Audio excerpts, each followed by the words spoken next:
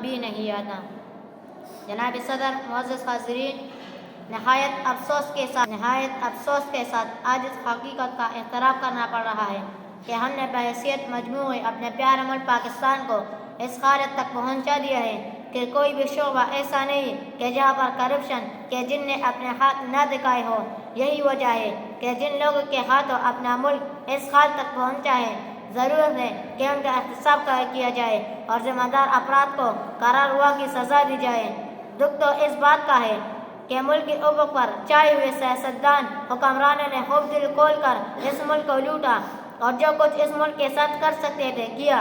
جن کے دلوں میں ایمان کی رمق باقی ہے اور پاکستان سے محبت کا جذبہ قائم ہے، وہ لوگ ہر آنے والی حکومت سے یہ امید وابستہ کر بیٹھتے ہیں کہ شاید ایسا کوئی حکمران آئے جو ملک اور قوم کا درد رکھتا ہو اور پاکستان کی تعمیر و ترقی کا خوگر ہو۔ کسی شاعر نے کیا ہو تعمیر و ترقی کا خوگر ہو۔ کسی شاعر نے کیا ہو کہا ہے، اہل وطن میں دھوم تھی روز شہید کی، ان رہبروں نے اس کی بھی مٹی پلید کی۔ سر نے یادداشت بخیر، آج بھی جیتا ہوں یوں شفق، ہلکی سے ایک کرن تو ہے باقی امید کی۔ حضرات محترم، ذرا غور فرمائیے، آج پاکستانی قوم اس نیت پر پہنچ چکی ہے کہ ملک کا کوئی بھی طبقہ ایسا پاکستان سے مخلص نہیں ہے، کاروبار مخلص نہیں ہے۔ کاروباری حضرات انکم ٹیکس کی شرح پوری طرح ادا نہیں کرتے۔ یہ قدم وہ صرف اپنی ذاتی دولت میں اضافہ کے لیے اٹھاتے ہیں اور اس طرح براہ راست ملک کو نقصان پہنچاتے ہیں، اس لیے کہ ان ٹیکس سے نظام حکومت چلتا ہے۔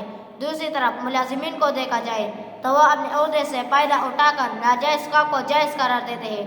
کوئی محکمہ ایسا نہیں کہ جہاں پر رشوت کا بازار گرم نہ ہو، ہر کام کے ریٹ مقرر کیے ہوئے ہیں۔ جائز کام بھی کرانا ایک مشکل ترین مرحلہ بنا دیا گیا ہے۔ سرکاری ملازمتوں کے حصول کے سلسلے میں اقربا کے حقدار کو اس کا حق ملے اور اس کا حق ملے اور جو میرٹ پر آئے اسے ملازمت ملنی چاہیے، مگر ایسا ہو نہیں رہا۔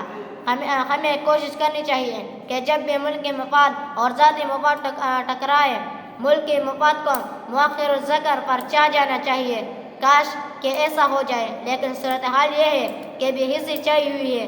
لگتا ہے کوئی کسی کو پوچھنے والا نہیں، جو بھی کوئی جتنا بھی اختیار رکھتا ہے اس سے تجاوز کرتے ہوئے اپنا کام دکھاتا جا رہا ہے۔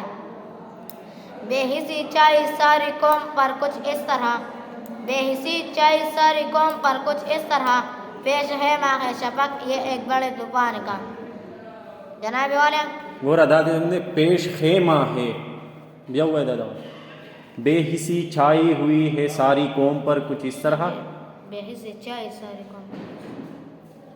قوم پر کچھ اس طرح، مخ کیا ہوا ہے، پیش خیمہ ہے شفق یہ ایک بڑے طوفان کا۔ پیش خیمہ ہے شفق یہ ایک بڑے طوفان کا۔ جناب والا، جن لوگوں نے قرضوں کے نام پر اس ملک کے بینکوں کو لوٹا، اس ملک کی معیشت کو تباہ کیا، اس ملک کی اقتصادی حالت کو کمزور سے کمزور تر کیا، ملک کی معاشی بدحالی کا باعث بنے، قرضے واپس کرنے کی بجائے اپنی ذاتی تدبیریں بر لی، ملک اور بین الاقوامی سطح پر پاکستان کی ایک بدنامی اور بین الاقوامی سطح پر پاکستان ایک بدنامی کا باعث بنے، جن کی وجہ سے پاکستان غیر ملکی قرض کے بوجھ تلے دب گیا، قرض کے بوجھ تلے دب گیا اور کرپشن کے پیرس میں سرپرست ٹھہرایا گیا۔ ضرورت ہے کہ ان کا احتساب کیا جائے اور ان کو ان کی ایسے عبرتناک سزا دی جائے کہ ایک آئندہ کسی کو اس ملک کے ساتھ دھوکہ کرنے کی جرأت نہ ہو اور ان کے قبضے سے ملک کی پائی چھین لی جائے کہ جس پر وہ سام بنے بیٹھے ہیں۔ اب موجودہ حالات کے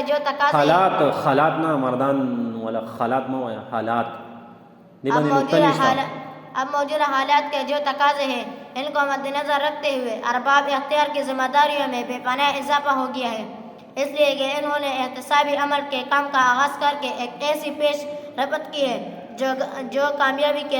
جو غیر کامیابی تو آنے والی چند سال میں پاکستان خوشحالی اور ترقی کی شاہراہ پر گامزن ہو جائے گا۔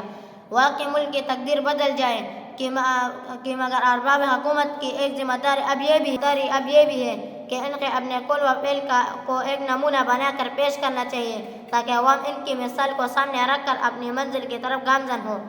اب وقت کا تقاضا یہ ہے کہ ہم ایک دوسرے پر تنقید کرنے کی بجائے اپنی تمام تر کوششیں ملک کی تعمیر و ترقی کے لیے صرف کر دیں۔ شہر کو لوٹا شہر جلایا مگر شہر کے امیر ٹھہرے، شہر کو لوٹا شہر جلایا مگر شہر کے امیر ٹھہرے، ہمیں تداعی قتل جن پر وہی ہمارے سفیر ٹھہرے۔ سراغ قاتل ملے تو کیسے کہاں سے لائے کوئی گواہی، کہ خاک سارے جہون رنگے تھے وہ مجھ سے وہ سراغ قاتل ملے تو کیسے کہاں سے لائے کوئی گواہی، سراغ قاتل ملے تو کیسے کہاں سے لائے کوئی گواہی، کہ ہاتھ سارے جہون رنگے وہ منصفوں کے مشیر ٹھہرے۔